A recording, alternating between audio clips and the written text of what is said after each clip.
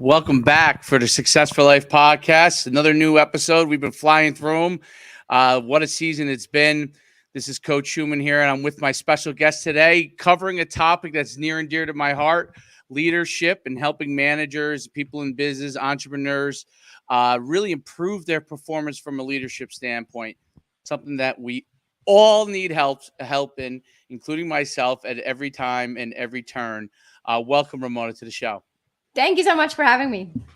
I'm excited to talk to you. Tell everybody your background, where you come from, how you got into this as your expertise.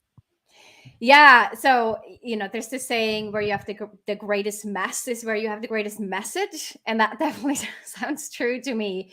I was thrown into a leadership role for the first time as a new manager back. It's been, I want to say, about 12 years now. In a pretty male-dominated, high-performance, or fast-paced environment. I worked in finance or private equity specifically.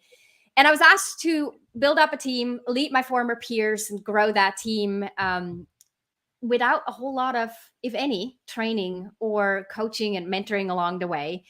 And I was keen and eager, and I was hardworking and felt like, yeah, I'm going to figure this out. And stepped into this challenge, which I thought was a great career opportunity. And I realized that this is harder than I thought. Leading people is a whole different ballgame than just executing well as an IC.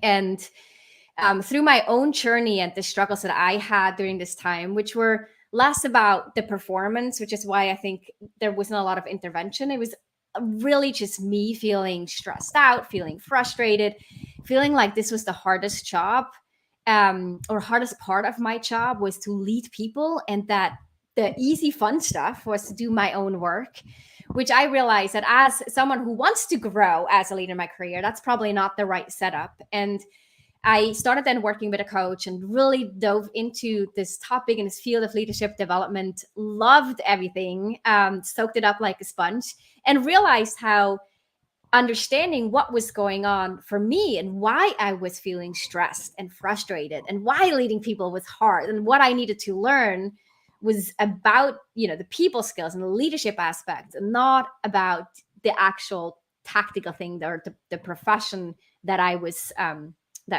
doing, or my team was doing during that time. And so really diving into it and learning and applying the information helped me, what I would say, change the trajectory of my career.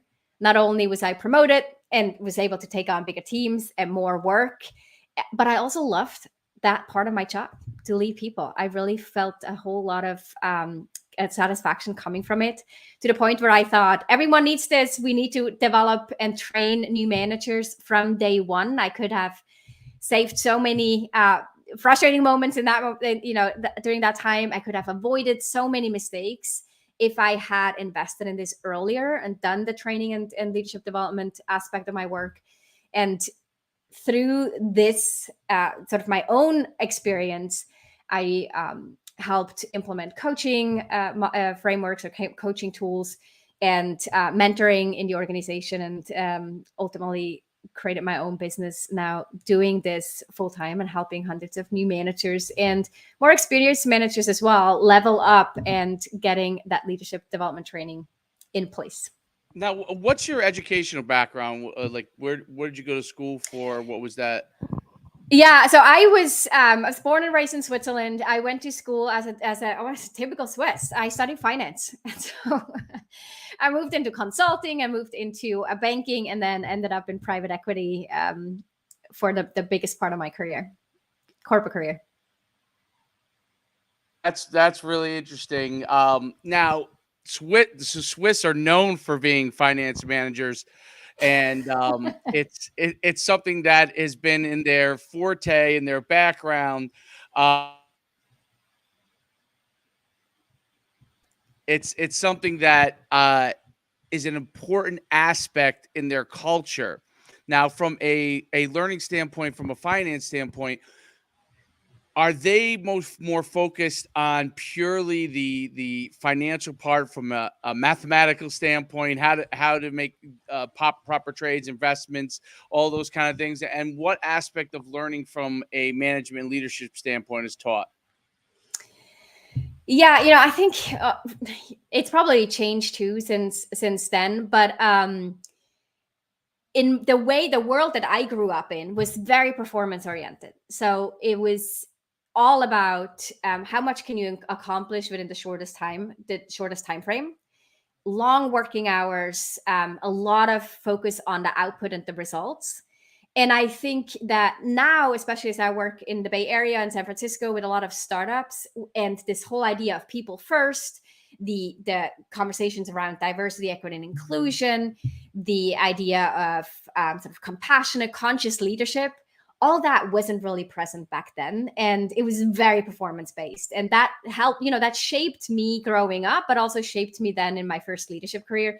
And what I see now is definitely a bit of a shift, and even the organization that I used to work with, who's now a client of mine, they're gone through a tremendous shift in terms of what they're providing and how they're teaching leadership. And I think the same is probably true for many of the other top performing companies and financial institutions in Switzerland too.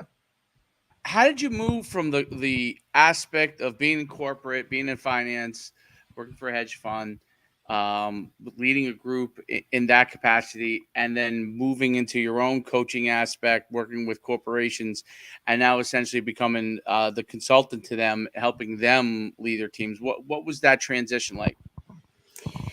I think that there was a time where I started to really, really get a lot of satisfaction out of helping others develop their leadership skills. And with I realized that the financial part, while intellectually stimulating, wasn't really making me feel good about what I was doing. I was so detached from actually seeing the impact on people. Yes, we were making money for pension plans, and so people would have a better future. And we could look at all kinds of indirect connections and how what we were doing was helping people, but it was miles away from actually seeing the impact in people. And now the work that I get to do is so immediate. Seeing what we're creating here is changing someone's life or changing someone's career in a positive way. And that to me was, that fuels my heart, fuels my spirit. So the transition was easy and it was interesting, still challenging in a very different way. But I'm beyond grateful to be able to do what I do today. What are some of the core tenets that are critical that you believe managers need to be able to possess, some of the skill sets they need to possess in order to lead and work with people? Because there are many different management styles. There's a lot of managers that have an innate ability to lead, and then there's a lot that have to work at it. All can get to the same position of being able to lead effectively, but they have different levels of innate skills. Some have different educational backgrounds.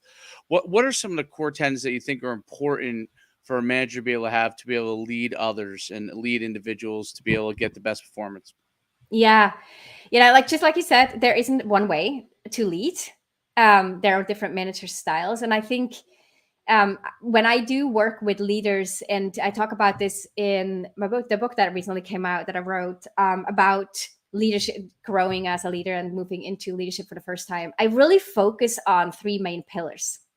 The first one is developing awareness. I think that when leaders invest in developing their own self-awareness and knowing what's working for them and what isn't, and what maybe some strength that can be overdone, right? For example, for me, being too result focused can be helpful, but then it can be overdone and it becomes counterproductive or effective. And but that constantly investing time and effort into building and growing our self-awareness, but asking for feedback, reflecting on what's working and what isn't.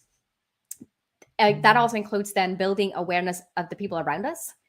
We can't lead a whole team the way that we would want to be led, right? So and I'm curious to hear your perspective on this as well, but I thought that, this is how I like to be led, therefore my team would like to be led that way too.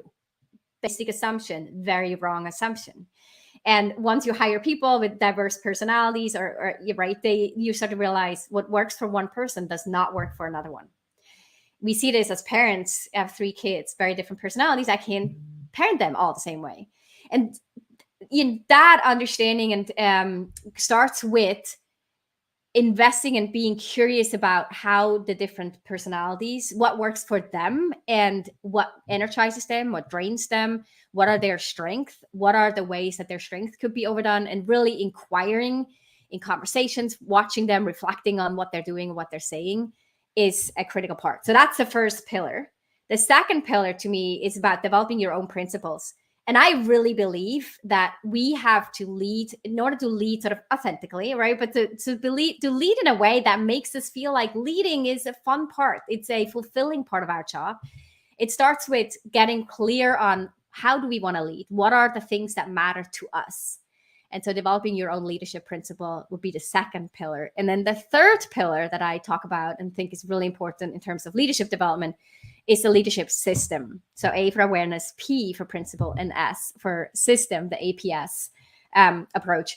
This leadership system is all about the routines, the things that you keep doing over and over, like what we frequently talk about, is the one-on-one meeting, feedback conversations. It may include performance reviews. It may include career conversations. It may include the way that we lead and run meetings and what kind of meetings that we run, from scrum meetings or to daily stand-ups and all hands and whatever that may encompass. And what are all these routines that are visible to others that make up your leadership? I find that really interesting. So awareness, first of all, I think is probably the biggest thing as far as the first step, right? Understanding what people's goals are, what their objectives are, what their strengths and weaknesses, what their abilities are, is an ongoing thing, and that's something that has to be understood from a leader standpoint.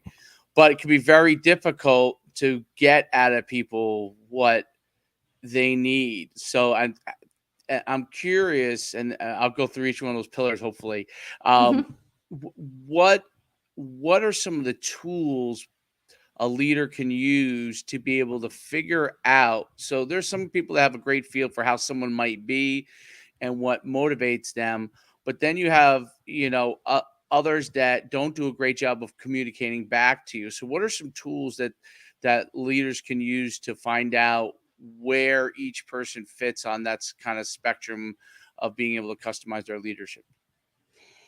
Yeah. I think that a lot of it starts with just asking questions. We don't have a crystal ball. Like, we can't read other people's minds. Some of us have existing relationships with, or long-lasting relationships with, some employees, and we get to know them better over time. But especially when we're in a growing team or we have new hires on board, we don't know. And so we just got to ask questions. Hey, what's working for you? Tell me about a situation that was really challenging. What are typically personality types or behaviors that are hard for you to navigate? What inspires you the most? What motivates you the most?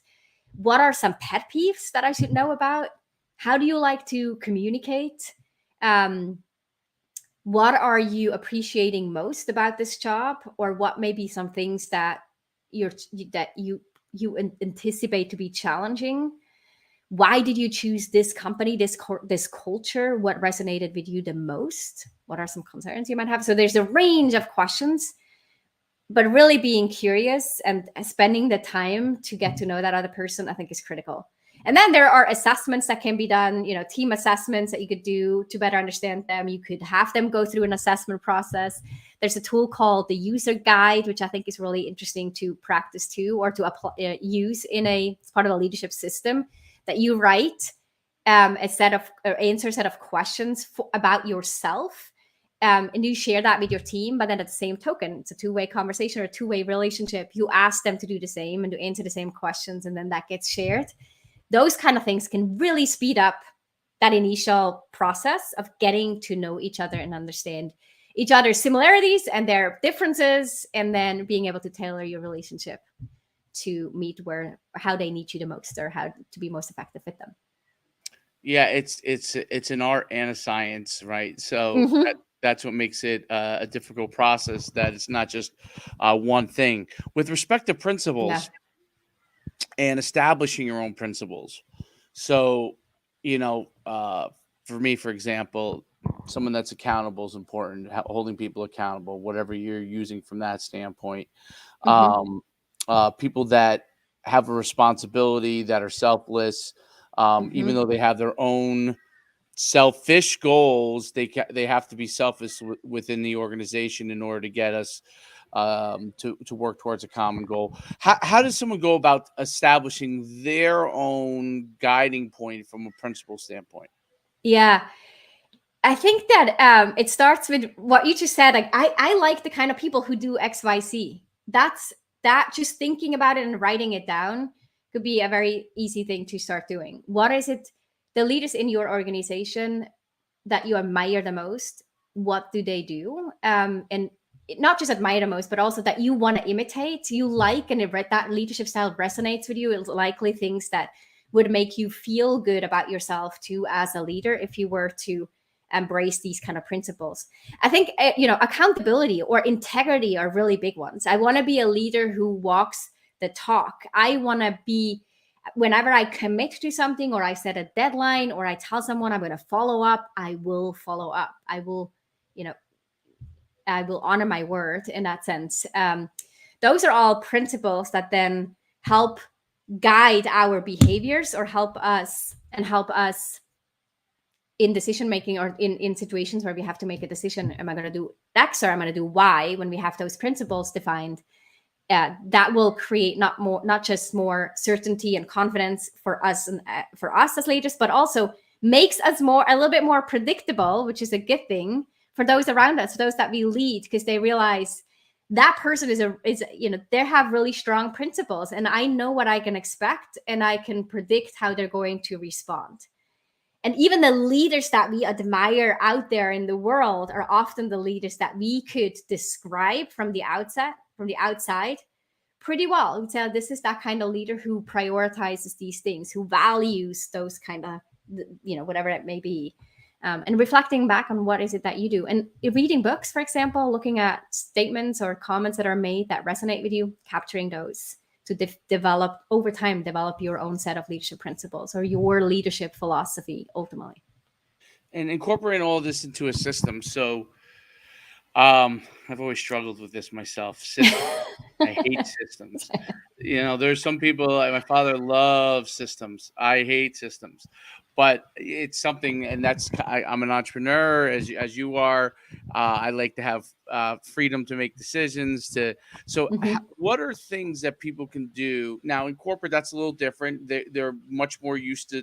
Everybody has to have systems, but in corporate, there's probably already predefined systems coming in to the for the leader, whereas if you're on your own, you have your own business, you have to establish your own systems. What are some of the things that people can do, some simple things that they can do to establish systems in place? Yeah, so I think and this is maybe where I see people struggle with the most is, as a leader, right? Part of your job description, although it's often not written down, it's often more implicit than explicit, is that you have to give feedback. Feedback is uncomfortable. So, and we also know that, so here we talk about constructive feedback, but we also know that recognition and praise is a huge driver to employee engagement, employee satisfaction. So knowing that, how can you ensure that with a recurring, consistent habits and routines, you are going to give constructive feedback and you're going to recognize your employees? If we leave it up to, sort of whenever it pops up, whenever it occurs to me that someone did a good job, or whenever I see that, and I am in the moment where sometimes it's, the shower moments, like, oh, I should probably recognize this person. Oh, I should probably give this person some feedback.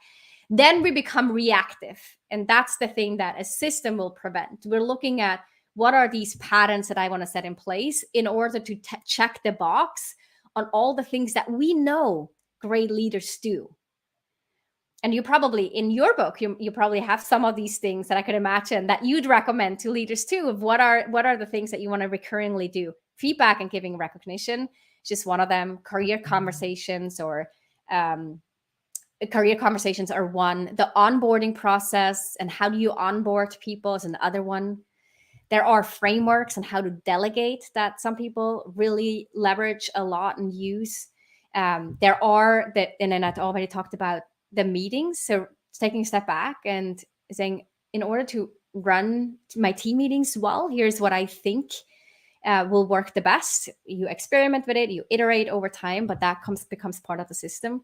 And ultimately, we're looking for structures that they'll never stay the same because the world changes and you as a leader change, your team and responsibilities, all that changes. So it's an iterative process, but defining it and writing it down will provide so much confidence and clarity, again, for yourself and probably also for those around you, and to be able to be transparent with some of those routines, with some of those routines.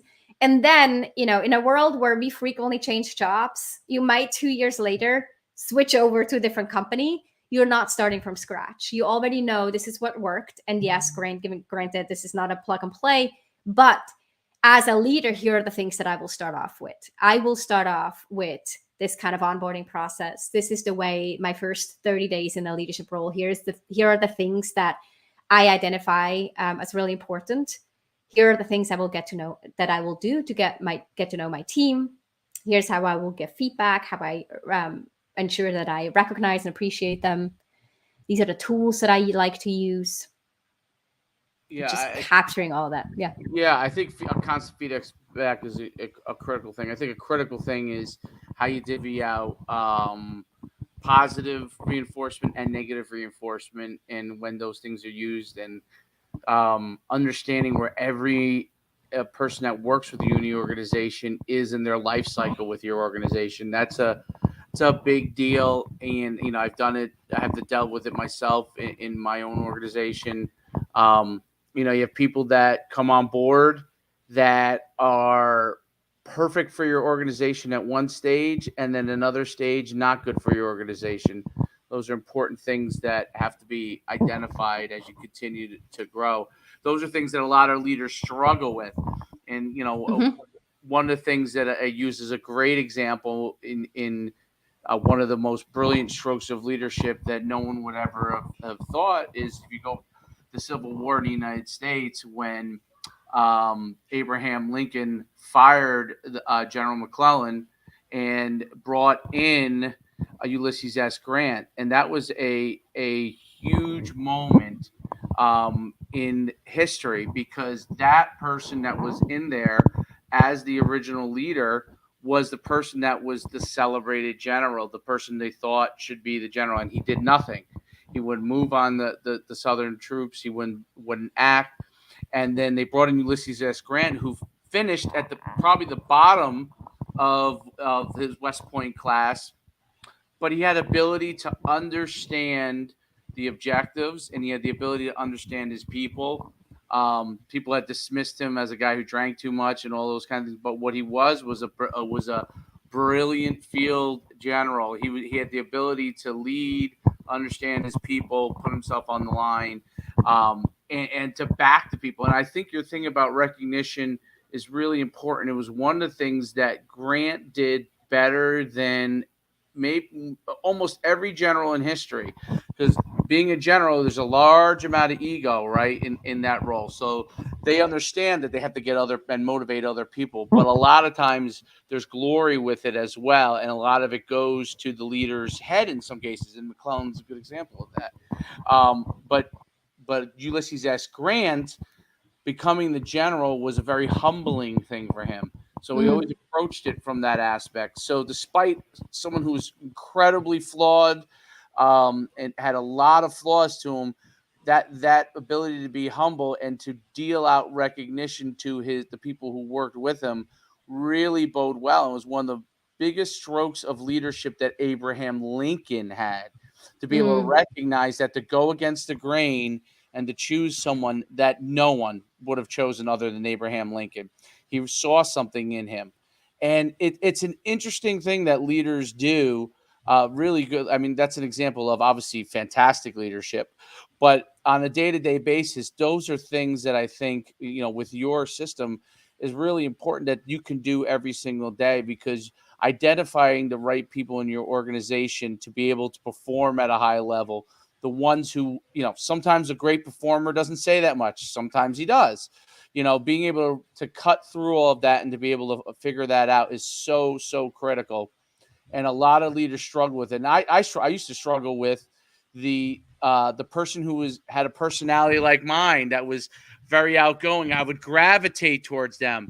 And a lot of times those weren't the right people for me as to work within my organization, because that didn't fit necessarily with my leadership style. And then you end up having a friend that you're working with instead of being able to have, and having friends within your organization is fine, but it can undermine the leadership within your organization. So you have to be able to have those systems in place. I really think you put it really nicely. Tell me some examples that you have dealt with in your own practice where you've helped a group or organization really kind of improve their leadership and their performance in leadership.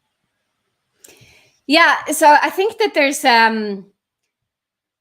there's the awareness of what are we doing that's working and what are we doing that isn't working. I think some common themes that come up, especially for people who are new to leadership and transition from being a high performing individual contributor into that first leadership role. It comes with not just, which I think, by the way, is one of the biggest transition, if not the biggest career transition someone's making, because they're now not just adding that new responsibility, but they have to change their identity and their mindset in a pretty significant way in order to be successful as a leader.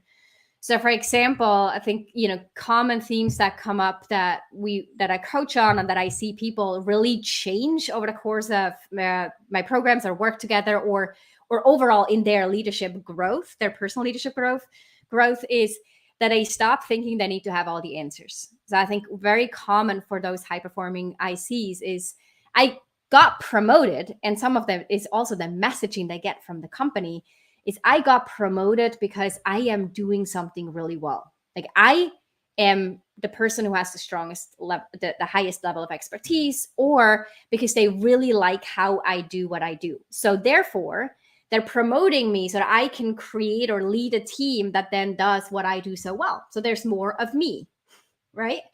And that is actually not true. That will not create an effective team with people that feel valued and appreciated for their own strength and their personalities that they bring to the team. It's not leveraging their strength. And so that whole mindset shift of, what got promoted, but now what got me here is not what's going to get me there, right? The famous saying. And I'm not the one who has to have all the answers. I am also not the one who has to solve everyone's problems. And my way is not the way that everyone else needs to be doing it.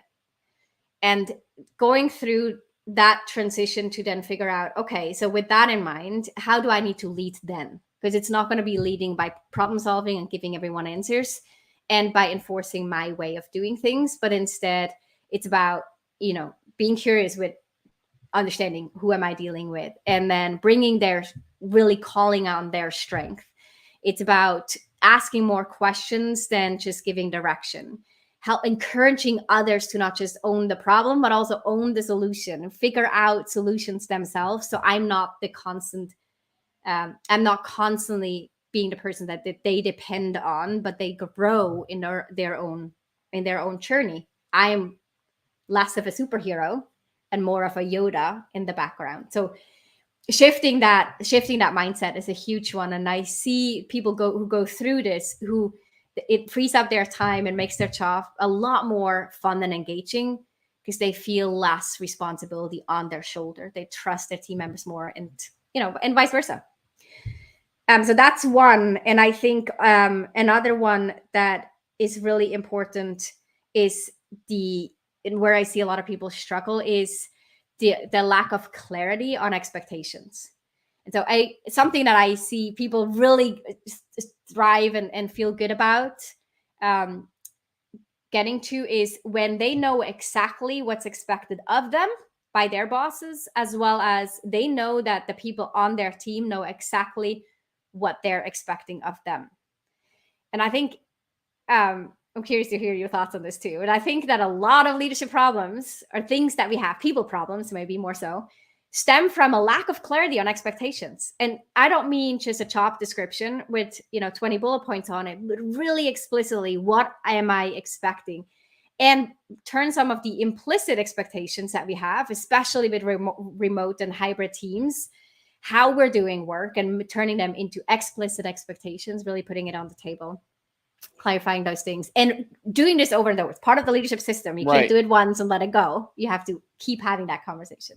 There's no doubt about it. One of the things that I think is very interesting when you promote people, you're familiar with the Peter Principle? Yep. Yeah, so exactly. Many times someone is wildly successful in one area and you think, okay, now I'm going to get the classic example is the fantastic salesperson that you make the sales manager. And really what he is or she is a fantastic salesperson. And that's where they should have stayed. That's where they thrived. And now they become a manager and they fail and you're looking to fire them when really what they should just be doing is selling. Right. So that's like the easy, simple example of it. But Peter Principle is, we all fail to the level of our expertise. So what we have as far as our skill level is we have we rise to that level of failure. So meaning we get promoted until that's our cap for whatever reason. And I think one of the things that you do that's a great an important part is we want to be able to push through that cap, because otherwise the Peter Principle just falls right back on top of us, because every single person has some, there are some people that have, like we talked about, innate leadership, and they can rise really, really high without having to have all of these things in place. They may do it naturally. And there are others that need help with it. So every person can become a very good leader within their skill sets.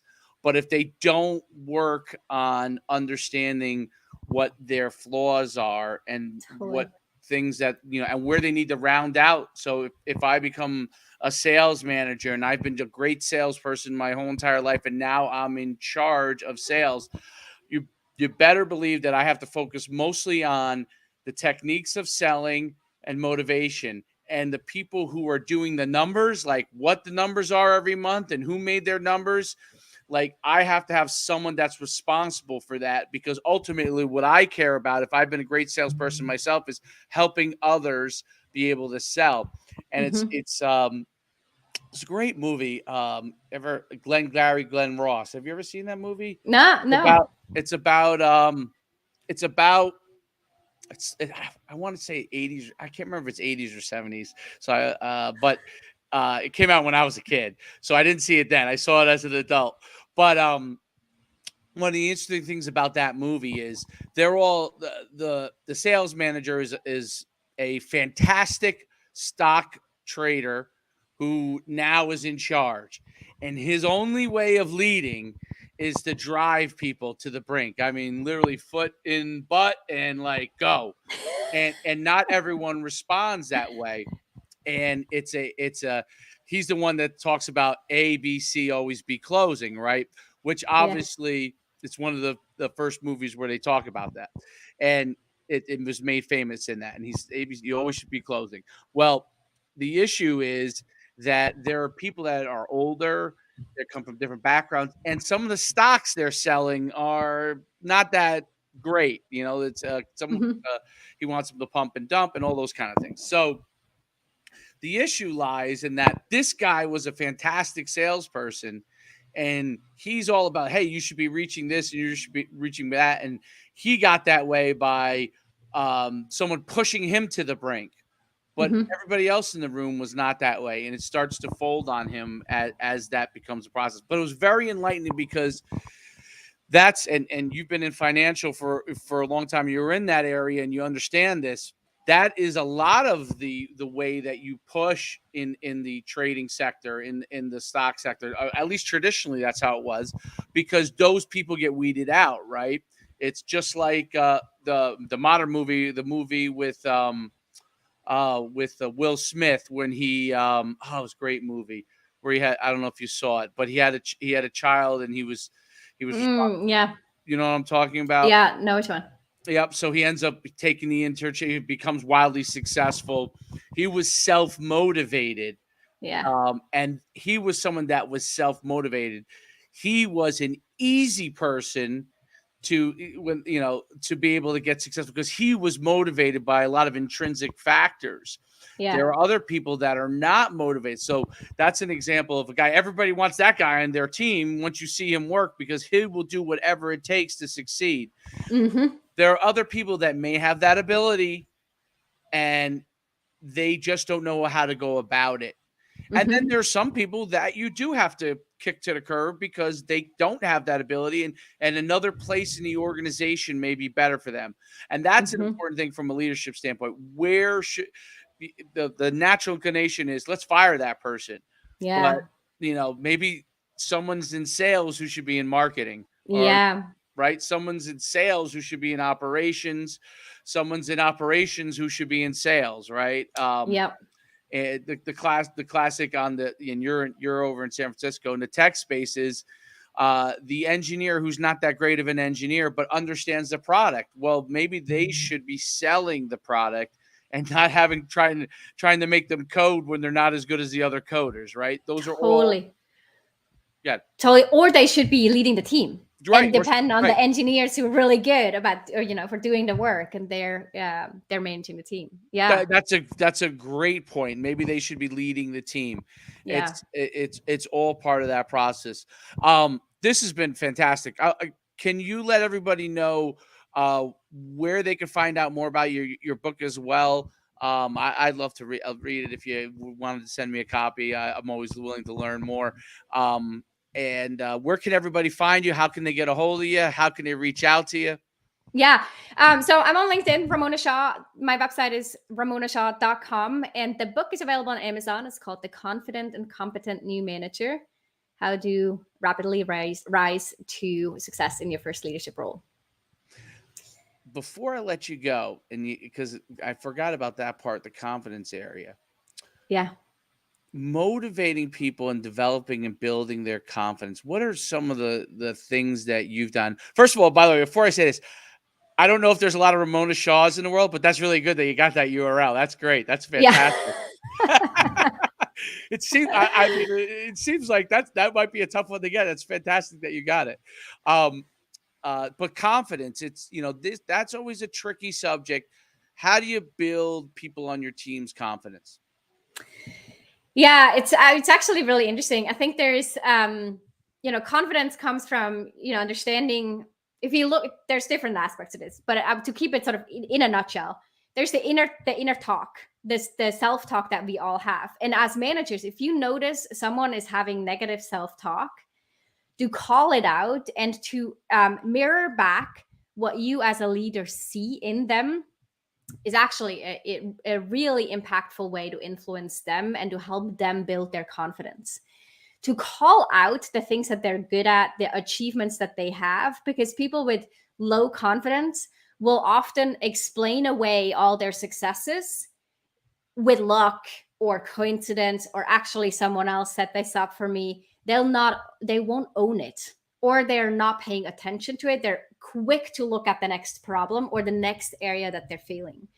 And so keep reiterating it. What are the wins? If I have someone in my coaching work that I know we're working on confidence, I will start off every conversation with, what are the things that you want to acknowledge yourself for? Or what are you proud of? What have you actually achieved since we last spoke that is noteworthy? And then people often will like, oh my gosh, yeah, I forgot. I actually did this and I also got that done. And just celebrating those wins is a way that you can do this as a leader for others. And then instilling the confidence in them, giving them challenges that, they may be struggling a little bit with this, but they'll figure it out. They'll be resourceful, and to let them know, I know this is the next level for you, but I trust you. Like, I know you will be resourceful and you'll figure your way out. And if you make mistakes along the way, this is what we're trying to do here. You'll learn from them and you'll grow. And I know that this is something that's the right time for you to embark on this journey. And that confidence that we get, or that messaging that we get from someone who's our leader, tremendously impactful for people. That is fantastic. I you know what I really liked? Calling. I never thought about that before. Calling out when someone has negative self-talk. It's your natural inclination to say no. Why don't feel that way? But to say it's better to say, why are you thinking like that? Because Mm-hmm. you've done this, and this. There's no what can we do to get you to think positively about the situation? That's Mm-hmm. as I coached football for 20 years. That's one of the things you deal with on a regular basis with teenagers. Mm. So but you deal with it in adults in a different way. My company for the last 20 of less years, adults execute that in a different way through jokes a lot of times. I've seen so Mm. many people execute through humor, negative Mm-hmm. self-talk, Mm-hmm. and it's I've always had a challenge with that as a leader. Like, how do I bring that to light without making them feel, that's part of their personality. Oh, when they can't do something, they make jokes of it, right? So, Mm-hmm. and that's a common defense mechanism that people have. Mm-hmm. If I can't do it, I'm gonna make a joke. I'm sure I've done it. Yeah. Everybody's probably done it, right? Because it makes you feel better. But I think it's really Yeah. really brilliant how you did, because I was curious how you handled confidence, and some of those things that you talked about there were really those are like nuggets of gold there, because that is always a difficult issue, I think, as a leader. First of all, Mm-hmm. some leaders struggle with their own confidence. There have been people that have been good leaders that struggle. I hate to always point out, like George Washington to me was always an example of almost like the quintessential leader, right? He was Mm-hmm. at the time he was strong. If you were to say what person you would want to invent a country, that, back at that times, obviously women didn't have the opportunities as much back then, but back in those days, that would be the person that you would say, okay, he's tall, he Yeah. exudes leadership, he's talks when he needs to. Everything he talks about is always important. But I always found that was so interesting that Abraham Lincoln became one of the greatest leaders of all time, because he struggled with so many things within himself, his own confidence in Mm-hmm. himself, failing over and over again, questioning himself. Even his own relationship and his marriage was always a Mm-hmm. battle, right? His wife had some mental illness issues. They also had a child, which really came from the fact that children died of theirs, Mm-hmm. which he struggled with, right? So he was melancholy at all times, which Mm-hmm. had to be difficult for people around him, his wife, his children, the other leaders. But yet he was able to kind of help others be confident, when it came to making decisions. And I find that so interesting how, and that's why I say leaders come from all different walks and shapes and sizes. Yeah, yeah, totally. And I think a lot of this is, and we could talk for days probably on this, but this is about managing your mind. Because I Right. think the reason why Abraham Lincoln was able to do what he was able to do, despite the sort of the challenges that he had and he faced personally, was because he was managing his mind. He knew that, yeah, I got this, and yet I'm going to get up. Yes, I feel like this way, and yet I'm called to speak up. And um, so he didn't let that stuff hold him back. He accepted it as this is part of the package, and he has a purpose. He is here called to do something, and he has this like drive that kept coming up throughout his life, right? To step out of the comfort zone and go and do. And I think that managing your mind is a really, really important aspect for people who want to grow and expand. And if where confidence is holding them back, that is part of the journey. And like we said earlier, when we get to the Peter principle, where we get to that level, if we don't work on ourselves, we're definitely going to be promoted to the level of incompetence naturally. So anytime we look at, I want to grow my career and I have these ambitious goals, it cannot come by just Mm. doing what we've done in the past and keep doing that and just and to just keep working hard. It has to come with developing greater awareness, learning more skills, constantly reflecting on our leadership and thinking, what can I do differently? How can I broaden my toolkit so I learn not just how to lead when things go well, but I prepare for the times when things won't go well. Yes, it's amazing, and I think in modern times it's so important because of social media. A lot of people get doubted directly, right? And they take those feedbacks to heart. But you think, and there's so many examples, right? Harriet Tubman, she had narcolepsy, yet she was helping slaves come across in a time period where, I mean, what she did was amazing. Frederick Douglass, Lincoln choosing him to be in his cabinet, and Frederick Douglass being able to rise up as when blacks had no ability to be able to rise up and be able to do that, and that's why I always say, like, the more you go ahead and try to seek out challenges that you can succeed. And I think you pointed out that so brilliantly. Okay. You don't want to take on the world right now, but you want to take on pieces of the world at a time, and then maybe you can take on the world eventually. And that's a really, I think it's a great lesson for everybody. I can't thank you enough for being on the show. I learned a ton. Yeah, this is awesome. Thanks so much for the conversation. Me as for everybody else. And I got a history lesson too. I'm like, wait, what? I'm gonna watch this and take some note. Well, I love how you pointed out how he got himself up every day, and that's actually true. I've read a lot about him. And obviously, that's why I have kind of a good experience. I've read multiple books on him, and because I was always intrigued. But George Washington, I've read books on, but George Washington's life, as I read it, is like almost like, now he had challenges. Everybody does, but he just had that gift, he really had the gift, and he knew how to hone it in. He was smart. He had a lot of the tools that you needed.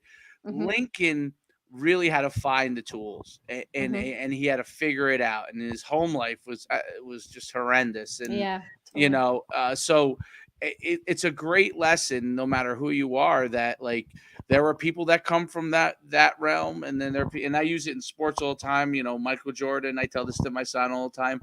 His sophomore year in high school, Michael Jordan didn't make the varsity team. Exactly. He became the greatest basketball player of all, in my opinion, of all time. Yeah.